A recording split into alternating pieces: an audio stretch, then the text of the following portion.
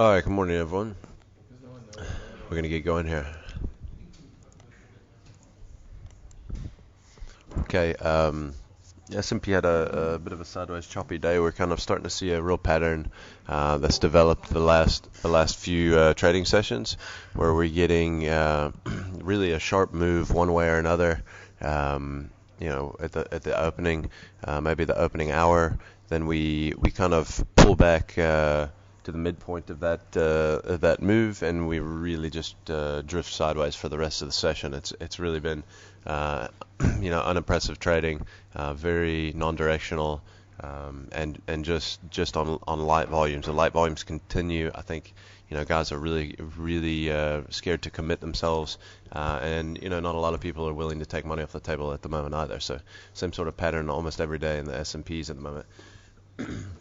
We had Asia's stocks that are trading mostly higher for the day, actually rebounding a little bit because I think they were mostly lower earlier in the session.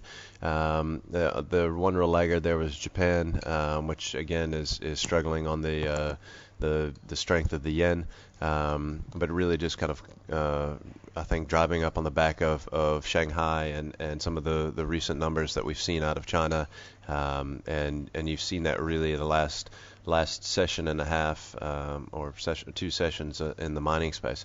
Gold really made a nice move up today after the world's largest gold ETF showed that its first increase in holdings since June.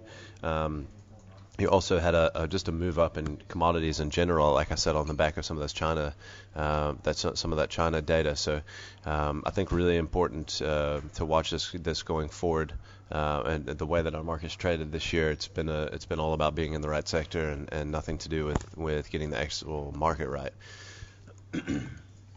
All right, we had a handful of broker upgrade downgrades today. We had Foschini, which was cut to neutral versus buy at UBS, and then we had JD Group, which was cut to sell versus neutral at UBS as well.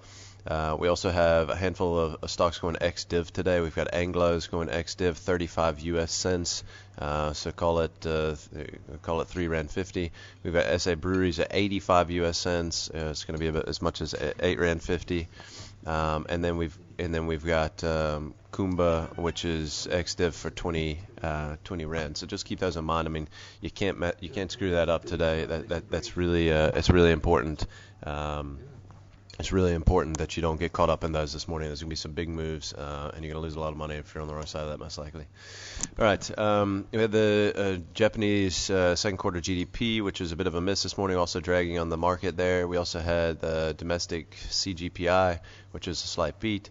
We had industrial production that was out earlier as well, so I don't have that number. And then we've got the monthly budget statement out of the States later. So really very, very little data out on the day today. Really expecting the market to be really mostly driven by the mining sector today. The one comment that I would make on the market for the year is that it really just, we haven't been driven. If you're involved in the market, you could be long. The market could be pushing up, 1.5%. You may not even be making any money because it's been so sector specific and stock driven, individual stock driven this year, rather than just being, if you're long. Doesn't matter what you're long, the market goes up, you're making money. You're short, the market falls, you're making money. Hasn't been like that for the last year and a half. It's really been specifically sector specific and individual equity driven. So I think it's really important to note that, in the fact that retailers were a screamer all of last year. This year they've been a disaster to be anywhere near the retailers pretty much the whole year. We had industrials that had their run as well. Now it seems like the mining stocks are kind of flavor of the week, and maybe they have a little bit more to go. For you guys that weren't paying attention, we had monster rallies. Obviously we were closed on Friday. We had a big rally out of all the gold shares on Thursday, anywhere between, for our three gold majors, anywhere between 7.5% and 10% up, and that was followed by a Friday session, all in New York, up, more or less around 4%. So just an incredible rally there. You had Anglos that followed, a 4% up day on Thursday in London with a 6% up day on Friday. So we're going to open up high this morning after the divvies paid. And I think it's just important to realize that that our market's just been incredibly sector driven, and those rotations have been lasting for a while. So just be careful out there. That may stay around for a little bit the next few sessions. All right. First thing we're going to look at is Billiton. We'll look at Billiton quickly. We'll look at the 30-day here and just show you how. I mean, obviously that we closed higher than this in London, so that's we've already really broken through here. But I just wanted to do this to kind of give a target of where we think we can go to, and it's really looking like we're going to call this thing at about another good 10 rand of upside here in Billiton's, which would put us up to target price at around $300. In fact, I'd probably put it at 301 on Billiton's in the very short term on the breakout here. Great looking chart, great looking setup. I think that one can go higher. All right, Rimgrow. I'll have a look at Rimgrow. What I wanted to show this thing's actually been trading rather soft lately compared to the basket. Sorry, let's just take it. Sorry, flip that around. I'll get rid of that. But we've really just been kind of consolidating into a bit of a little narrowing wedge here in Rimgrow, and it's basically it's getting to the point here where it's going to make a breakout one way or another. I would say that it's probably most likely going to be to the upside considering what's going on with the underlying market. But watch this one closely. I think if we do break out to the upside here, this thing can definitely at least retest all-time highs. So put that level, I'll call it 191. We get above 191 on a closing basis in Rimgrow, I think this thing can go. All right, Aspen. Aspen has been one of the more volatile shares in recent sessions. You can see just the up and down zigzag that we've had, really kind of consolidating between this level between maybe 214 to 216, and then the upside you can really see around here.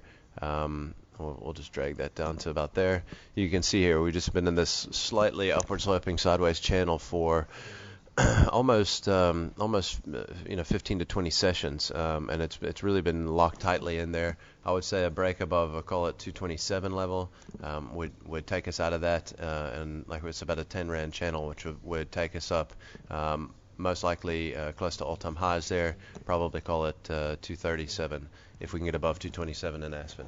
All right, let's look at. That's a wrong ticker. We're going to look at Netcare. No. I'll keep it. There we go. Back out into a year chart here. This one's also setting up a nice little consolidation against resistance here, and really kind of built into this. If we were to just round this off and take this little couple-day test out here, it's really shapes up into a nice looking little flag pattern that sets up to move higher, and probably higher by about 2 rand. So if we can get above, call it the 223.85 level, we can trade up closer to 24 rand. I would say that's a breakout, and it could easily trade up to around 220 or to around 26 on Netcare.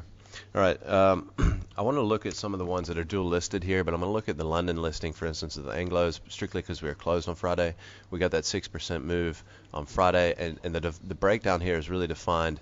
It really happened right at 15.5. We closed at 1542.50 in London, which is basically right there to test the breakdown of this move in Anglo. So, I always feel like these kind of moves or these kind of levels that are as significant as this, as many touches, and then finally you get a breakdown. The first test on these levels is typically a fail. I do expect it to fail the first test here. Not to say it won't go higher over the near term, but this is a hell of a retracement, and it has been a little bit of a inverse head and shoulder pattern that, in my mind, has really more or less completed itself here. So this is a big pattern, big setup. I expect this to kind of this gap fill to be the the majority of this move in the near term. But let's watch it going forward. If we get above this level at 1550, it can have legs as well. The next one I'll look at, the same situation, is Anglo Gold in the States, which obviously we were closed here on Friday. It's had a huge move after hours on Thursday. It also had a big move on Friday, and really kind of taking us a little bit above trend line resistance here, which this stock hasn't really broken above the trend line in quite some time. So I think this is important. I think we can. This is a really significant turnaround that we've seen in the gold shares the last two sessions. You kind of been waiting for this big dead cat bounce and hadn't come. I think if you are looking to buy in, today may be your chance to buy in. I'm not going to even throw out a target for you on this, but definitely could potentially trade higher. Maybe we'll have a look at it real quickly and here locally and see what kind of levels we're looking at as resistance. You can see here, obviously, we had a little bit of a fake breakdown, which will open above this morning, and definitely can at least see it trade maybe to the recent highs here around, call it 139. All right, and then the last one that I'm going to look at is Evra Steel in London. We'll shorten this up a little bit. Shorten it up a lot, and you can just really see here it's also been in a downtrend. No coincidence here that this is another miner looking to potentially break out, like we've just seen with Anglos, with these gold shares. I think if we can get above this level here today, call it 106, that we could trade significantly higher, potentially from the bottom end of this range, which is down around 91, call it 90. We could trade all the way up to about 120. £1.20, £1.22, somewhere in that area on Everest Steel in London. And that's it for today, guys. Thanks a lot.